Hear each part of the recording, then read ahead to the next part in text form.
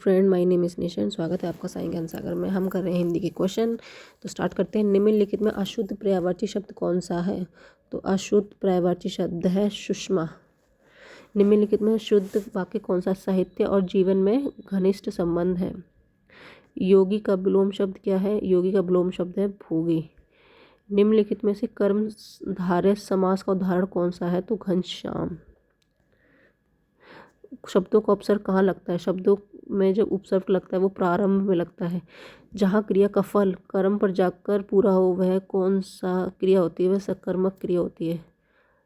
कौतूहल का शाब्दिक अर्थ उत्सुकता है। भारत भूमि पर अनेक नदियाँ बहती हैं। अनेक नदियाँ, नदियाँ मतलब बहुवचन है। महात्मा गांधी जी का निधन शोकाकुल हुआ था। निधन। निम्नलिखित में अशुद्ध पर्यायवाची शब्द कौन सा है? भैरी रिपु नारी अशुद्ध है आसी। परोपकारी सबका उपकार करते हैं। परोपकारी सबका अपकार करते हैं, अपकार नहीं। अपकार करते हैं, अपकार नहीं। सूत बेटा सारथी। सूत का मतलब होता है बेटा, सूत का मतलब होता है सारथी। दूसरे देश से मंगाया हुआ क्या हुआ? अयायती। दूसरे देश से मंगाया हुआ अयायती वाक्यांश का शब्द है ना। निम्नलिखित में से व्यंजन संधि का उदाहरण क्या है? पंजाब। व्यंजन संधि का उदाहरण है पंजाब। जो टुकड़े टुकड़े हो गए खंडित। जो टुकड़े टुकड़े हो गए खंडित। निम्नलिखित में से बाबू का स्त्रीलिंग क्या होगा? बबुआइन। बबुआइन। बाबू का स्त्रीलिंग बबुआइन। कौन सा शुद्ध वाक्य? देश भर में बात फैल गई है। प्रजा का बहुवचन क्या होगा? प्रजाजन। प्रजा का बहुवचन होगा प्रजाजन।